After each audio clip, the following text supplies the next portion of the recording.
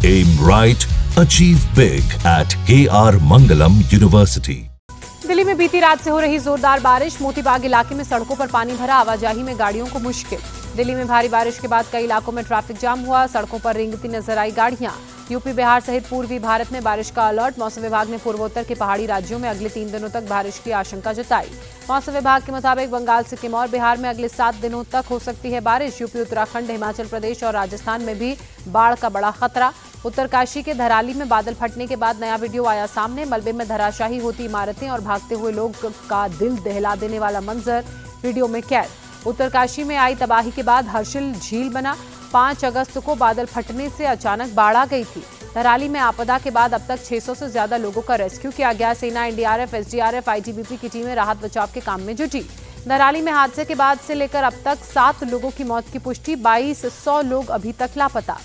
धराली में लापता लोगों की तलाश में हेलीकॉप्टर से मदद ली जा रही है। रेस्क्यू कैंप में अपनों से मिलने का इंतजार कर रहे हैं लोग। उत्तरकाशी में धराली में आपदा प्रभावित लोगों के लिए राहत कैंप लगाया गया। डॉक्टर्स की टीम लोगों के इलाज में जुटी।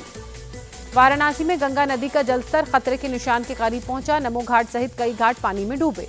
अयोध्या में लगातार सरयू नदी का जलस्तर बढ़ रहा है। कई इलाकों में बाढ़ जैसे हालात, प्रशासन ने अलर्ट जारी किया। मुरादाबाद में रिहायशी इलाकों में रामगंगा का पानी घुसा। मंदिरों में लोगों को अलर्ट रहने के लिए अनाउंसमेंट कराए गए।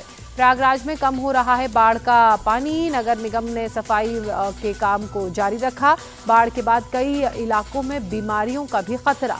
जम्मू कश्मीर के कुलगाम में 2 जवान शहीद हुए। बीते 9 दिनों से आतंकियों के साथ मुठभेड़ चल रही है। सुरक्षा बलों ने अब तक 3 आतंकियों को मार गिराया है। जम्मू कश्मीर के किश्तवाड़ में एक आतंकी के घर पुलिस की रेड। पाकिस्तान से ऑपरेट करता था आतंकी।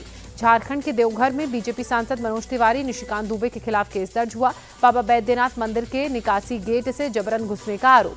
सांसद निशिकांत दुबे ने कहा, पूजा से जुड़ा है मामला, वो आज दिल्ली से देवघर जाएंगे और पुलिस स्टेशन में गिरफ्तारी देंगे। राहुल गांधी के वोट चोरी के आरोप पर चुनाव आयोग का दिलचस्प जवाब। 1 लाख पोलिंग बूथ का सीसीटीवी फुटेज देखने में लगेंगे 273 साल। चुनाव आयोग ने राहुल गांधी के आरोपों को बेबुनियाद और दोहराई गई पुरानी पटकथा बताया। कहा, जनता को गुमराह करने की कोशिश है। चुनाव आयोग के मुताबिक राहुल गांधी मतदाता सूची में अनियमितताएं जो बता रहे हैं, महीनों पहले ही वो ठीक की जा चुकी हैं। चुनाव आयोग ने कहा, यदि राहुल गांधी आरोपों को सही मानते हैं तो हलफनामे पर साइन करें या फिर देश से माफी मांगे।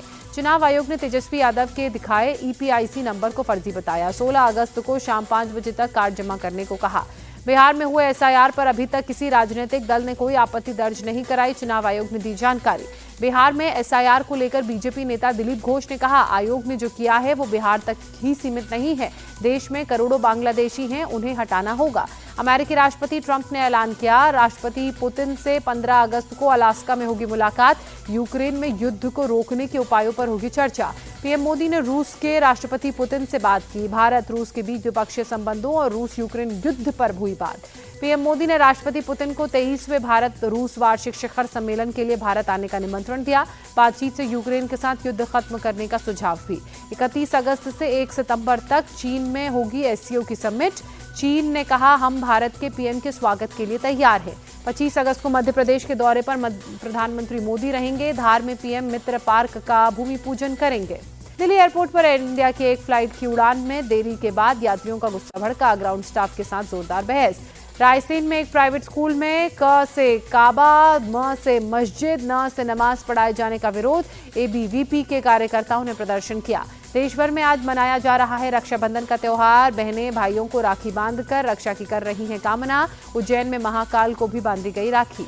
अमित शाह ने देशवासियों को रक्षाबंधन की बधाई देते हुए लिखा, ये पर्व सभी के जीवन में हर्षोल्लास का माध्यम बने। रक्षाबंधन के अवसर पर सीएम योगी का पोस्ट लिखा, रक्षा सूत्र की नन्ही डोर सिर्फ कलाई नहीं बांधती, ये हर युग में मर्यादा और आत्मीयता का अमर गाथा बुनती है। केंद्रीय मंत्री शिवराज सिंह चौहान ने रक्षाबंधन का त्योहार मनाया। दीनदयाल अंत्योदय योजना, राष्ट्रीय ग्रामीण आजीविका मिशन के लाभार्थियों से राखी बंधवाई। बुलावायो टेस्ट के दूसरे दिन जिम्बाब्वे के खिलाफ न्यूजीलैंड का विशाल स्कोर। 3 विकेट खोकर 601 रन बनाए। न्यूजीलैंड को 476 रनों की लीड। चेन्नई मास्टर्स में भारत के अर्जुन नेरिगेसी की बाजी ड्रॉ। जॉर्डन के वेन फॉरेस्ट के साथ बराबरी पर खेल समाप्त।